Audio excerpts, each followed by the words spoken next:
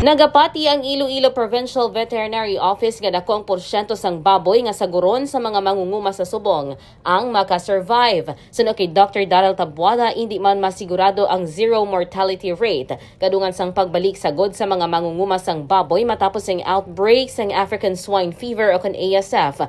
Malabot man sa gihapon ang 80% sang survival rate. Dugang pa sa natong dan, madamo na sa mga banwa nga gin-upgrade sa pink zone o kung na-classify bilang ASF-free, gani kampante ng mga ini nga mat-amat na nga makarecover ang hog industry sa probinsya. Madumduman nga ginumpisahan na sang lokal nga panguluhan ang pagpanagtag sang ayuda sa mga mangunguma sa probinsya sa diin.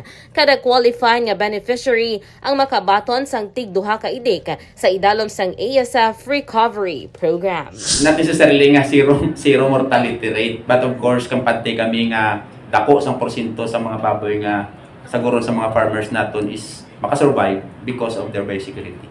Actually, based on our discussions with the Department of Agriculture, naktuhan naman na nila kung si Babaw. And we assured us nga hindi na makalabot dito sa aton sa probinsya.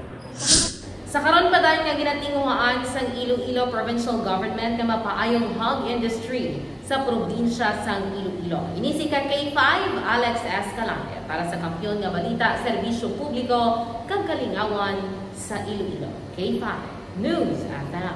This news is brought to you by, do you feel tired all the time? Do you have frequent infections? Do you have always cold? It's a sign of low immune system. Boost your immune system with Clinica D3 Bio. Antibacterial, natural antioxidant, immune system booster. Clinica D3 Bio has vitamin D3, lauric acid, and monolurine to fight against all viruses. Try Clinica Vitamin D3 with Coccus nocifera.